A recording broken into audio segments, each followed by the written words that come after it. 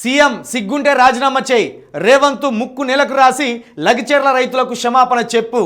BRS రజతోత్సవ సభకు లగచెర్ల వాసుల విరాళం. కేటీఆర్కు 1,00,000 చెక్కు అందజేత కృతజ్ఞతలు తెలిపిన కేటీఆర్. ఎన్హెచ్ఆర్సీ నివేదిక సర్కార్కు చెంపపెట్టు.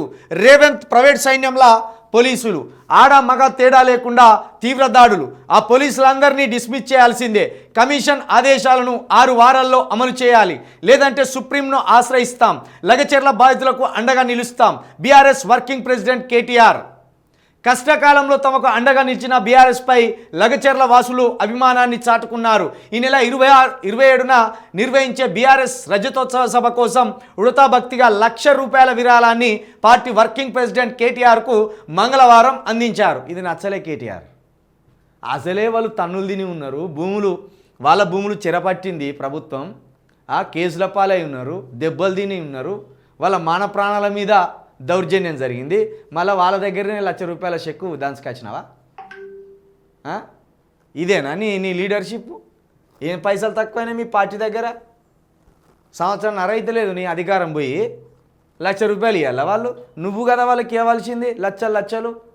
కుటుంబానికో 1,00,000 లగచెర్ల ప్రజలకు మీరు కదా ఇవ్వాల్సింది. కేటీఆర్ గారు మీరే తెచ్చుకున్నారా? మళ్ళా ఎదురుగా మంచిగా ఉన్నది మీ ఆలోచన. అధికారంలో ఉన్నా మీకే పైసలు, లేకపోయినా మీకే పైసలు, మంచిగా ఉన్నది. ఇక మాకెప్పుడయ్యా మరి ఇచ్చేది? పైసలు వాళ్ళకి ఏం తక్కువైంది మీకు? బీఆర్ఎస్ సభకు మంది పైసలు ఇవ్వాలి. మంది పైసలు ఎందుకు ఇవ్వాలి మీకు? లేవా పైసలు? ఈయన దగ్గర శ్రీనివాస్ గౌడ్ దగ్గర లేదా? వేముల ప్రశాంత్ రెడ్డి దగ్గర లేదా? ఈయన జనార్దన్ రెడ్డి దగ్గర లేదా? మీ దగ్గర లేదా? ఏం పైసలు తక్కువైనాయి మీకు? 1,00,000. నిన్ననేమో నీలమ్మ దగ్గర 2,000 కాజేసిండ్రు. నీలమ్మ దగ్గర 2,000 గుంజుకున్నారు పెద్ది సుదర్శన్ రెడ్డి.